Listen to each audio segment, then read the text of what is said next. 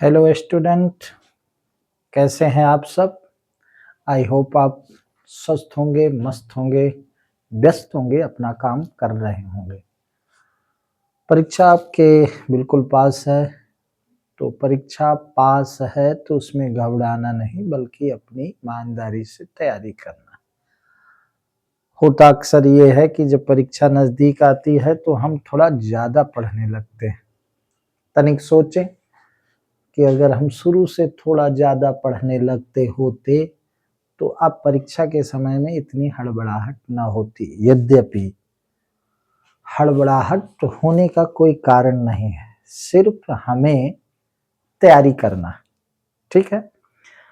तो आप देखें तो मैं भी लगभग कक्षा 10वीं के गणित में बिल्कुल पूर्णता की ओर हूँ। बिल्कुल आपको हम इस समय सांख्यिकी पढ़ा रहे हैं, 13.1 में पहुंच गए हैं और 13.1 में माध्य से संबंधित प्रश्न है। तो मैंने कल आपको एक वीडियो में बताया कि केंद्रीय प्रवृत्त के मापने की 3 विधियां हैं, जिसमें एक माध्य है, दूसरा माध्यिका, तीसरा बहुलक। माध्य इंग्लिश में मीन, माध्यिका इंग्लिश में मीडियन और बहुलक को इंग्लिश में मोड कहते हैं। केंद्रीय प्रवृत्त के बारे में मैंने थोड़ी सी चर्चा आपको करी, लेकिन अगर आपसे कोई पूछता है कि भाई बताओ माध्य क्या है, माध्यिका क्या है, तो आप फटाक से कहिए कि माध्य, माध्यिका, बहुलक दिए गए आंकड़ों के केंद्रीय प्रवृत्त के मापने की विधियां हैं, मेथड है। क्या? Mean, medium, mode. तो हमने माध्य के बारे में आपको बताया कि माध्य जो विधि है उससे केंद्रीय प्रवृत्त यानी औसत मान, केंद्रीय प्रवृत्त औसत को दर्शाता है, औसत मान ज्ञात करने के माध्य एक विधि है।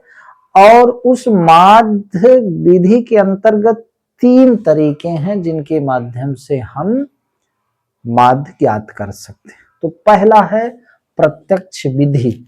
प्रत्यक्ष विधि पिछले वीडियो में मैंने समझाया, जिसके माध्य ज्ञात करने का फार्मूला है sigma f i x I upon sigma F. सीधा सा है, एफ दिया रहता है, एक्स आई हम ज्ञात कर लेते हैं, फिर एफ आई एक्स आई, ठीक है।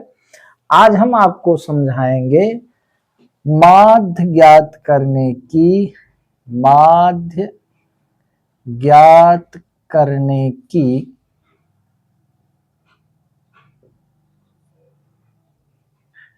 माध्य ज्ञात करने की कल्पित माध्य विधि। कल्पित माध्य विधि, जिसको इंग्लिश में कहते हैं एज्यूम मीन मेथड। ये क्या है? कल्पित माध्य विधि है। कल्पित माध्य विधि, हम कल्पना कर लेते हैं एक मान को माध्य के रूप में, इसलिए उसको कहा गया कल्पित माध्य विधि। हम माध्य कल्पना कर लेते हैं एक मान को कि यही माध्य है, फिर हम माध्य ज्ञात करते हैं। तो ये माध्य ज्ञात करने का जो फार्मूला है एक्स बार, यानी माध्य बराबर एक्स बार से डिनोट करते हैं, तो माध्य बराबर ए धन sigma f I D I upon sigma f आई। ये फार्मूला हुआ। ये फार्मूला कैसे बना ये भी दिया गया है। ए क्या है, डी क्या है, ये आपको हम समझाते हैं। ए इंग्लिश में कहते हैं एज्यूम, एक शब्द जिसकी को हम कल्पना करते हैं। एज्यूम कल्पना से रिलेटेड। एज्यूम में ए आता है पहला शब्द, इसलिए ए हम मान लिए क्या, ए हुआ कल्पित माध्य, ठीक है। आइए अब प्रश्न क्रमांक 2 में हम चलते हैं, लेकिन इसके पहले मैं आपको बता दूं, आप प्रश्न कर सकते हैं सर आप इसको प्रत्यक्ष विधि से क्यों नहीं लगा रहे हैं, आपको माध्य ही ज्ञात करना था तो प्रत्यक्ष विधि से आप ज्ञात कर देते। इसका भी कारण है कि माध्य ज्ञात करने के 3 तरीके क्यों हैं। तो माध्य ज्ञात करने के 3 तरीके ये इसलिए हैं कि प्रत्यक्ष विधि जो पहला तरीका है, अगर आपके वर्ग अंतराल के जो ये आंकड़े दिए गए हैं ये मूल्य छोटे छोटे हों, माने संख्याएं छोटी हों वर्ग अंतराल की, तब आप प्रत्यक्ष विधि का प्रयोग कर लें। लेकिन जब वर्ग अंतराल के मान बड़े हों तो उसके कैलकुलेशन में, गणना में थोड़ा दिक्कत आती है। तब गणितज्ञों ने, सांख्यिकी के गणितज्ञों ने एक दूसरा तरीका अपनाया कि कैसे इन मानों को छोटा कर दें। तब हम कल्पित माध्य विधि का प्रयोग करते हैं। ठीक है, जब ये वर्ग अंतराल के ये जो संख्याओं के मान हैं ये बड़े बड़े दिए होते हैं, तो उन मानों को कैसे कम किया जाए, इसके लिए कल्पित माध्य विधि का प्रयोग। और फिर और शार्ट करना है तो आगे चल करके पद विचलन माध्य एक आता है, जिसको इंग्लिश में कहते हैं स्टेप डिविएशन मेथड। उसकी बात बाद में करेंगे।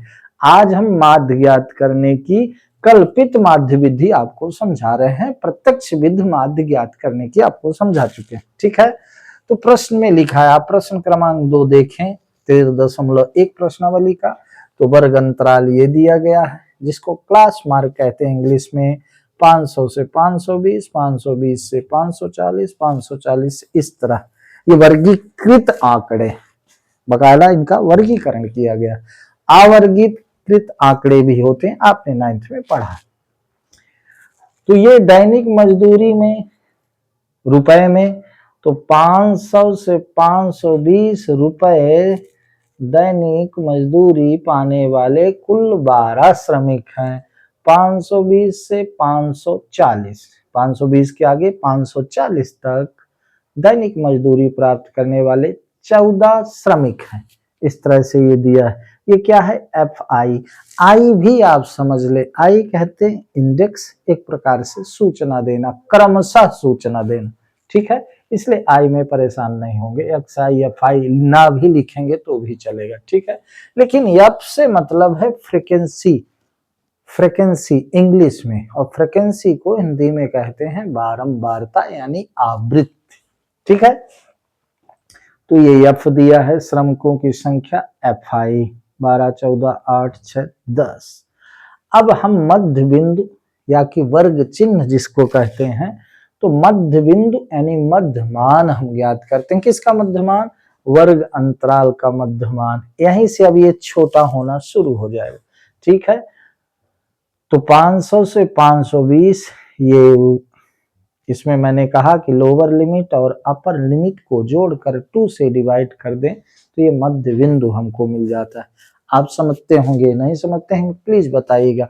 500 को 520 में जोड़ें, लोअर लिमिट अपर लिमिट, निचली सीमा ऊपरी सीमा, लोअर लिमिट अपर लिमिट, इन दोनों को जोड़ करके 2 से भाग दे दें तो ये मध्य बिंदु आ जाएगा। ठीक है, तो 500 को 520 से जोड़ेंगे तो 1020 हो जाएगा, तो 510 आएगा जब हम 2 से डिवाइड करेंगे 510।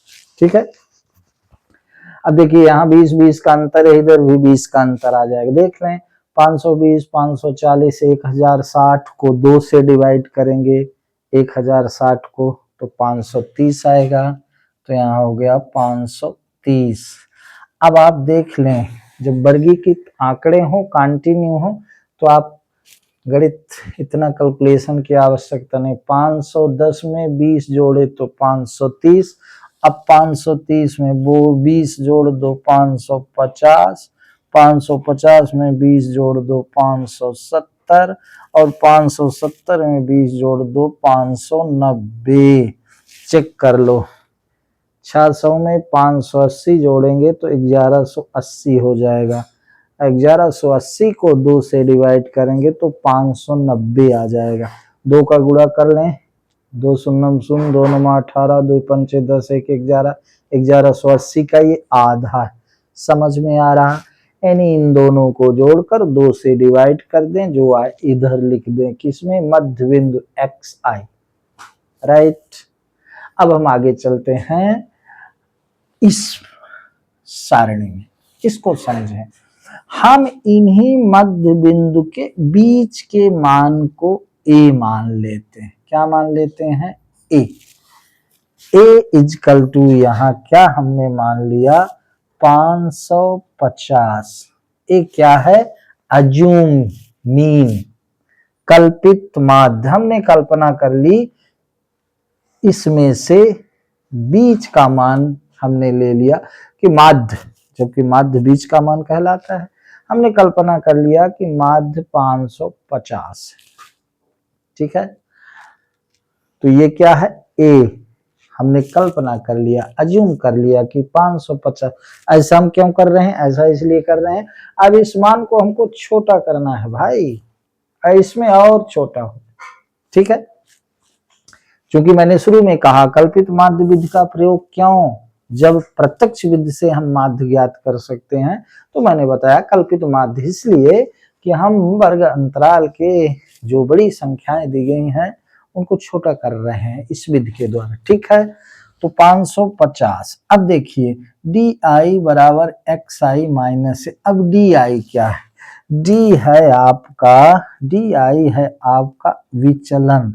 अब विचलन समझ लें, विचलन है क्या मेरे भाई, विचलन है कि इससे ये कितना दूर है, इससे ये कितना दूर है, इससे ये कितना, ये केंद्रीय प्रवृत्ति है, ये मध्य है, ये हमने मान लिया है माध्य, तो इससे अन्य आंकड़े केंद्रीय प्रवृत्ति की माप, केंद्रीय प्रवृत्ति के बारे में मैंने बताया था कि एक ऐसा मान जो केंद्र में है और उसी के आसपास अन्य आंकड़े, अन्य मान उसी के आसपास बिखरे हुए।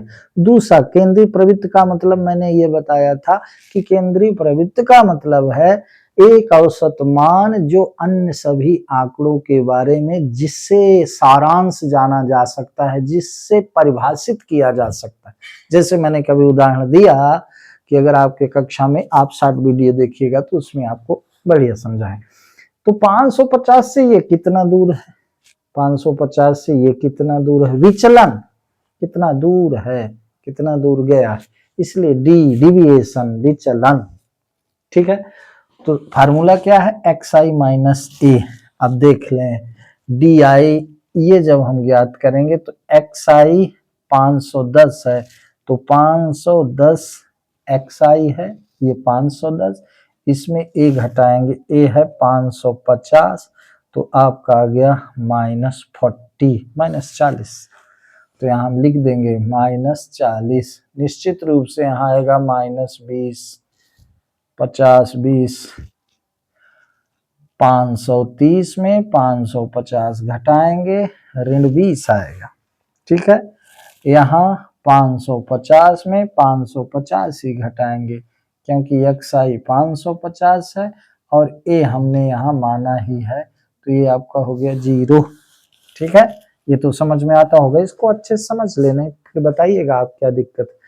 अब 550 में 570 में 550 घटाएं, क्योंकि एक्स आई का मान ये है, एक्स आई माइनस ए, एक्स आई माइनस ए, एक्स आई माइनस ए, है ना, एक्स आई माइनस ए, एक्स आई माइनस ए, मध्य मानों को कल्पित माध्य में घटा देना है। तो यहाँ पर आएगा आपका कितना, यहाँ पर आएगा आपका 20 और यहाँ आएगा 40। इसको देख लेंगे प्लीज, 590 में 550 घटाएंगे 40 आएगा, 570 में 550 घटाएंगे 20 आएगा। ठीक है, आइए आगे चलते हैं, एक हम और सारणी बनाएंगे एफ आई डी आई, यानी एफ आई का डी आई में गुणा। तो देख लें एफ आई ये है, डी आई ये है, यानी 12 चौक 48, 12 का ऋण 40 में गुणा, तो 12 चौक 48 ऋण 480। Okay, F I D I, ये डी आई की सारणी, ये जो बन रहा है एफ आई डी आई, मतलब एफ आई का डी आई में गुणा, 14 दूना 28 ऋण 280, ये हुआ 8 शून्यम शून्य, ये हुआ। अब देखिए मान कितना छोटा हो जाएगा, 20 गुणे 6, 6 दूनी 12, 120, 40 गुणे 10, 40 दाहम 400, ठीक है। अब कल्पित माध्य, अब देखिए x बार फाइंड करना है, माध्य फाइंड करना है। कल्पित माध्य A हमने मान लिया 550, सिग्मा FIDI यानी FIDI को जोड़ना है, ठीक है। तो देखें धनात्मक मान कितना, सिग्मा FIDI इजकल टू 4 1 5 520, ये धनात्मक जोड़ लिए, अब ऋणात्मक जोड़ लें तो कितना हो जाएगा, ऋण 8 दूनी 16, 8 दूनी 16, 4 2 6 1 7, यानी 520 में 760 घटाना, ठीक है। तो कितना आ गया मेरे भाई, आ गया 0 में 0 गए 0, 6 में 2 गए 4, 7 में 5 गए तो ऋण 240, ठीक है। यानी सिग्मा FIDI, सिग्मा FIDI आपका क्या आया, ऋण 240, समझिएगा, ठीक। और ये आपका हो गया सिग्मा, ये लाइन नहीं खींचिएगा आप, मैंने ऐसे खींच दिया, ये FI, सिग्मा FI, तो सिग्मा FI यानी FI का कुल जोड़, तो सिग्मा FI इसको जोड़ लें, 4 2 6 6 12 8 20, 2 3 4 5, ये आया 50, सिग्मा FI आया 50, सिग्मा FIDI आया -240, ठीक है। अब सीधा फार्मूला रखें, अतः x बार यानी माध्य इक्वल टू A धन सिग्मा FIDI बटे सिग्मा FI, तो x बार इक्वल टू 550, माध्यम ने 550 माना, धन इधर ब्रैकेट में ऋण 240 बटे 50, आप चाहें तो इसको ब्रैकेट में, 0 से 0 कट गया, ऋण 24 को 5 से डिवाइड करेंगे तो इधर देख लें x बार इजकल टू 550, धन ऋण का ऋण हो गया 5 24 5 8 40, क्या कि 4.8 लिखें, ये समझ में आना चाहिए। यहाँ ऋण है यहाँ धन है, तो धन ऋण का ये ऋण होगा, 0 से 0 कट गया, 24 को 5 से काटेंगे, 5 चौक 20 दशमलव 5 अट्ठे 40, अब इसको जब हम घटाएंगे तो x बार इजकल टू, अब आपको इतना आना चाहिए भाई, 550 में 4.8 घटाना, ठीक है। तो कैसा करेंगे, 10 में 8 गया 2, ठीक, 10 में 8 गया 2 और 9 में 4 गया 5, ये 4 ये 5, यानी 545.20, ये हो गया उत्तर। अब घटाना भी समझाना होगा, ले समझा देते हैं, यद्यपि आपको घटाना आना चाहिए। 550 में हम 4.8 घटा रहे हैं, यहाँ दशमलव लगा के 0 ऐसे घटाते हैं, ये 0 है 8 इससे लिया, ये इससे लिया, ये 10 हुआ, इसको दिया, ये 10 हुआ, ये 9, 10 में 8 गए 2 दशमलव, 9 में 4 गए 5, ये 5 बेचारा 4 बचा, ये 5 5 बचा, 545.2, x बार यानी माध्य आया 545.20, ये हो गया आपका केंद्रीय मान। अब आप अच्छे से देख लें, 2 स्टेप इधर फिर इधर 2 स्टेप, बाकी एकदम क्लियर कट है। सबसे पहले xi यानी मध्य बिंदु याद करते हैं, फिर डी आई यानी विचलन ज्ञात करते हैं। डी आई का तरीका है एक्स आई माइनस ए, सभी मध्य बिंदु को कल्पित माध्य से घटाते जाते हैं तो डी आई का बन जाती है सारणी। फिर एफ आई डी आई ज्ञात कर लेते हैं, फिर फार्मूले में सीधा सा मान रखें, सिंपल है। 5 नंबर का परीक्षा में ये सवाल आना ही है और मेरी पूरी आशा है कि ये आपके समझ में आता होगा। ओके, इसको हम मिटाते हैं, एक प्रश्न और आपको समझाते हैं, ठीक है। एक प्रश्न और समझाते हैं क्योंकि उसमें एक फ्रीक्वेंसी यानी आवृत्ति मिसिंग है, मिस है, नहीं दी गई है, उसी को ज्ञात करना है। तो इस प्रकार का प्रश्न भी सामान्यतः परीक्षा में दे देता है। तो आइए आपको वो समझाते हैं, आप तब से पढ़िए। प्रश्न क्रमांक 3 है या कि 5वां, ठीक है। प्रश्न क्रमांक 3, इसके बाद फिर आपको प्रश्न क्रमांक 3 समझाएंगे, फिर हम चले जाएंगे मध्य उसमें स्टेप डिविएशन मेथड में। प्रश्न क्रमांक 3 का हल मेरे भाई सारणी फटाक से बना लें।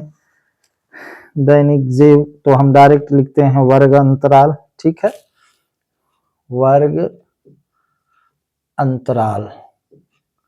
वर्ग अंतराल आप वो लिख दीजिएगा, क्या आप लिख दीजिएगा दैनिक जेब 72 रुपए में। तो वर्ग अंतराल है 11, 13, 13, 15, 11 से 13, 13 से 15, 15 से 17, 17 से 19, 19 से 21 और 21 से 23 और 23 से 25, 23 से 25, ये वर्ग अंतराल है, ठीक है, वर्ग अंतराल।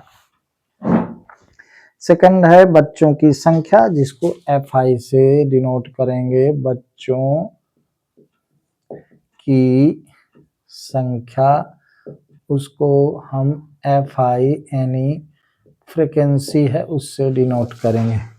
तो बच्चों की संख्या क्या, 7, 6, 9, 7, 6, 9, 13 F5, 13 F5 4, राइट।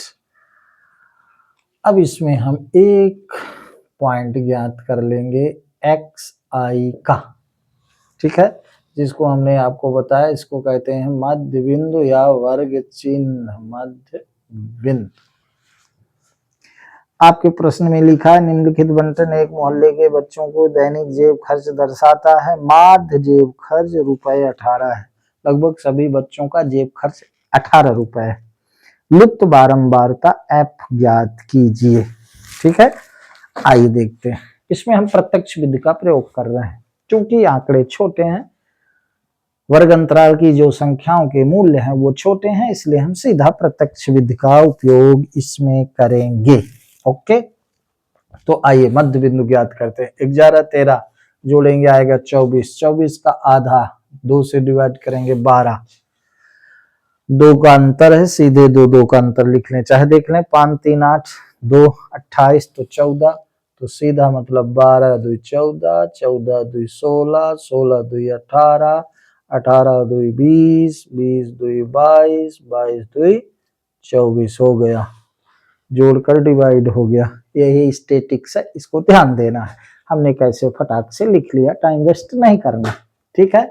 एक अब यहाँ पर हम सारणी बनाएंगे बाबू किसकी, एफ आई और एक्स आई की, ठीक है। तो देख लें, 12 सते 84, 14 छंग 84, टेबल ओबल आती है माने पहाड़ा, ठीक है। 16 नमैया 144, ठीक। 13 ठेक 104, 13 कन्नम 13, 10 23, यानी 13 और 18 को गुणा करे तो ये आया, आप गुणा करके देख लीजिएगा। 20 का एफ में गुणा करेंगे आएगा 20 एफ, ठीक है, 20F ऐसा लिखेंगे। 22 पंचे 110, 5 दूनी 10, 5 दूनी 10, 1 11, 24 चौक 96, 4 चौक 16, 4 दूनी 8, 1 9, 96। ठीक है मेरे भाई, इसमें माध्य दिया गया है, क्या है, x दिया है, ये भी दिया है, क्या दिया है, दिया है x बार यानी माध्य बराबर क्या दिया है, माध्य बराबर यहाँ 18 दिया है, रुपए 18 दिया है। ठीक है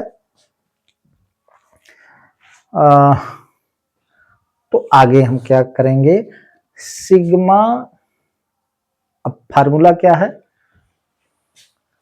पहले हम सिग्मा एफ आई और सिग्मा एफ आई एक्स आई यानी योग हम ज्ञात कर लेंगे। ठीक है तो देखिएगा, डायरेक्ट इसलिए इन संख्याओं को ऐसे क्रम में लिखना चाहिए जिससे जोड़ने में सुविधा हो। ठीक है तो इस 20 को नहीं जोड़ना है क्योंकि ये अचर पद है, ये चर राशि है, अचर वाले एक साथ जुड़ते हैं, चर वाले एक साथ जुड़ते हैं। 20F को इन मानों में नहीं जोड़ना, उसको प्लस करके अलग लिखना, यहाँ F को इन मानों में नहीं जोड़ना है। तो sigma f i equal to जोड़ लें, 5 4 9 3 12 8 20 7 27 3 30 4 34 और 3 1 4 44 धन एफ, या कि एफ धन 44, इसका सम 44 धन एफ। अब इधर देख लें, सिग्मा एफ आई एक्स आई बराबर जोड़ रहे हैं 6 4 10 4 14 4 18 4 22, हासिल के 2 9 2 11 1 12 3 15 4 19 1 20 7 27 3 30 5 35 5 35 30 5 35 3 1 4 2 6 1 7 752 धन, ये 20F छूट गया था, 20F। ठीक है तो अब आइए आगे इसको सॉल्व कर देते हैं, अभी F का मान आ जाएगा सिंपल। अतः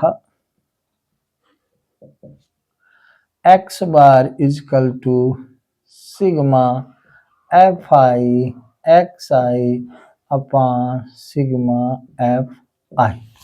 ठीक है x बार कितना दिया है ये आपको बताया, x बार माध्य 18 दिया है, तो यहाँ लिख लें 18 बराबर, ये सिग्मा एफ आई एक्स आई कितना दिया है 752 धन 20F, 752 धन 20F बटे सिग्मा एफ आई 44 धन F। इसी को सॉल्व कर देना, 18/1 कर दें, तिर्यक गुणा कर दें।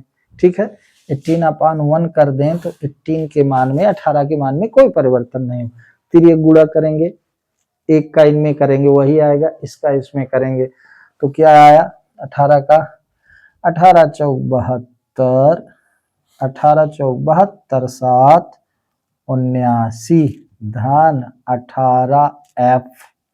मेरे भाई 18 का इन दोनों में गुणा कर रहे हैं।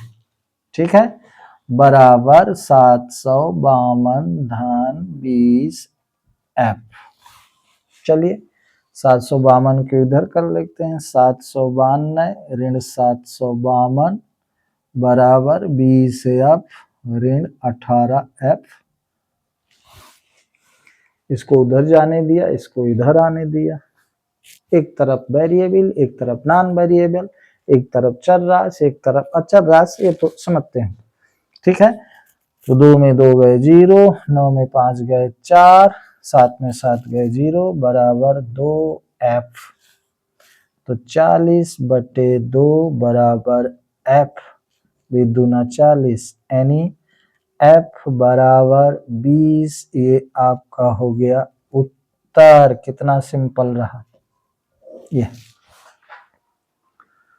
इस तरह से हम सांख्यिकी के दिए गए प्रश्नों को हल करेंगे, ध्यान देंगे कि हम कहीं जोड़ घटाना ना चूके, वर्ग अंतराल को लिखना ना चूकें।